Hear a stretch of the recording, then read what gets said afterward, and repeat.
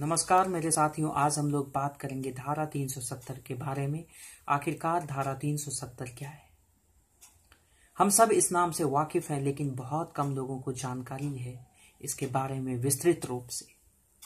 हम सब लोकपाल के नाम से वाकिफ हैं, लेकिन बहुत कम लोग हैं जिन्हें लोकपाल के बारे में मालूम है। ठीक उसी तरह से जब मैंने धारा 370 की पढ़ाई की, इसके बारे में जानकारी हासिल किया, तो मुझे ऐसा लगा कि आज मैं आप लोगों को धारा 370 के बारे में जानकारी दूं। मैं ऐसा समझता हूं कि हिंदुस्तान के तमाम नागरिकों को हक है कि वो हिंदुस्तान के क्या क्या कानून हैं उनसे जानकारी होना चाहिए। आपको ये जान के बहुत ताजुब होगा कि अगर हमारे नेता ये कहते हैं कि जम्मू कश्मीर हिंदुस्तान का अटूट हिस्सा है, और अगर आप धारा 370 के तहत समझौते को पढ़ेंगे तो आप समझ जाएंगे कि हमसे झूठ बोला गया, क्योंकि धारा 370 के तहत जो जो समझौते गए उससे हिंदुस्तान अलग होता चला गया।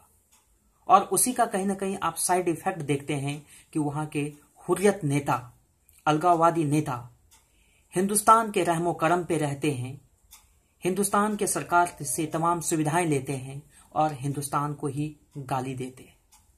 आज हम लोग चर्चा करेंगे कि आखिर ऐसी क्या मजबूरी थी पंडित जवाहरलाल नेहरू की कि धारा 370 के तहत उन्होंने ये तमाम चीजों के ऊपर में समझौता किया, या फिर उन दिनों आखिरकार जिम्मेदार कौन था। इस पे आज हम लोग बात करेंगे और जानने की कोशिश करेंगे। इसीलिए सबसे पहले एक बार हम लोग धारा 370 के इतिहास को जानने की कोशिश करते हैं। 1947 जब भारत का विभाजन हुआ तो अंग्रेजों ने रजवाड़ों को स्वतंत्र कर दिया था।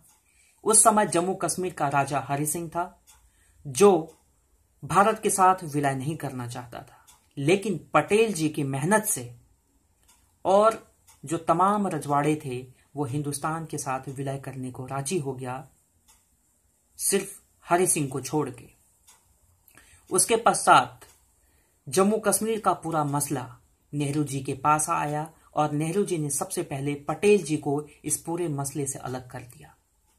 उस वक्त जवाहरलाल नेहरू और अब्दुल्ला के बीच बातचीत हुई और जम्मू कश्मीर की समस्या शुरू हो गई। जम्मू कश्मीर में पहली अंतरिम सरकार बनाने वाले नेशनल कॉन्फ्रेंस के नेता शेख अब्दुल्ला, फारूक अब्दुल्ला के पिताजी ने भारतीय संविधान सभा से बाहर रहने की पेशकश की थी।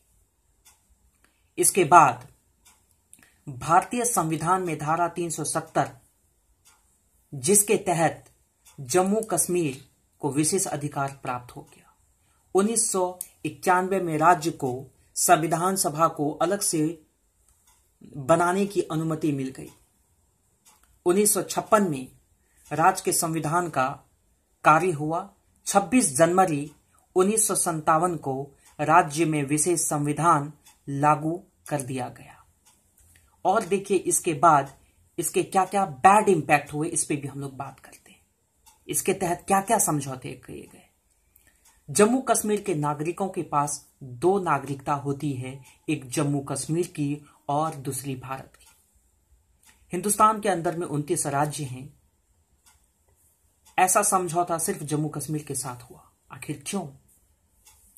जम्मू कश्मीर का अपना अलग राष्ट्र ध्वज है, जबकि 28 राज्य जो अलग से हैं जम्मू कश्मीर को छोड़ के, वहां पे ऐसा नहीं है। अन्य राज्य की तरह जम्मू कश्मीर के पास अपनी एक विधानसभा है, मगर विधानसभा का कार्यकाल 6 वर्षों का होता है।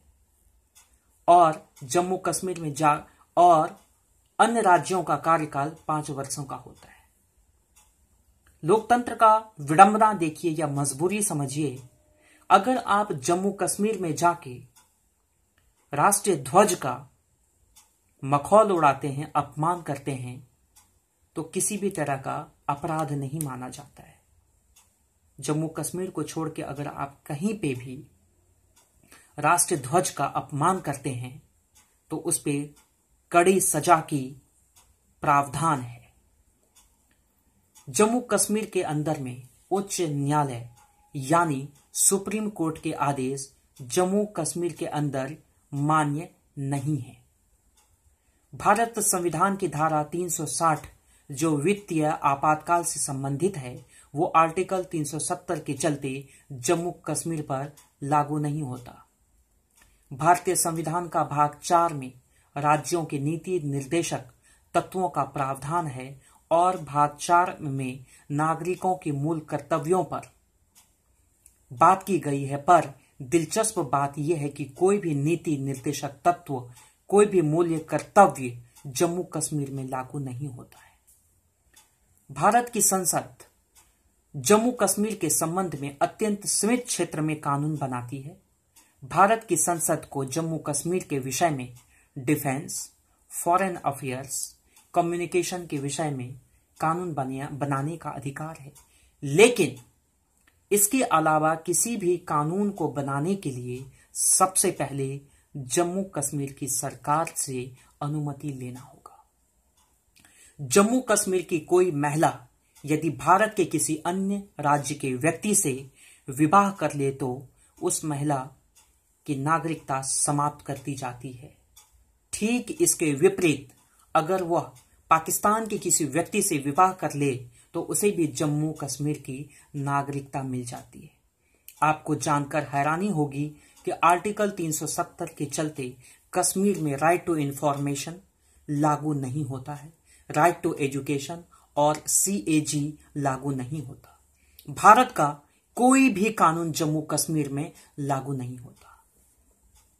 जैसे कि हम सब जानते हैं कि हिंदुस्तान के अंदर में महिला प्रधानमंत्री भी रही हैं, राष्ट्रपति भी रही हैं, लेकिन लोकतंत्र का विडंबना देखिए कि जम्मू कश्मीर के अंदर में कश्मीर में महिलाओं पर शरीयत कानून लागू है।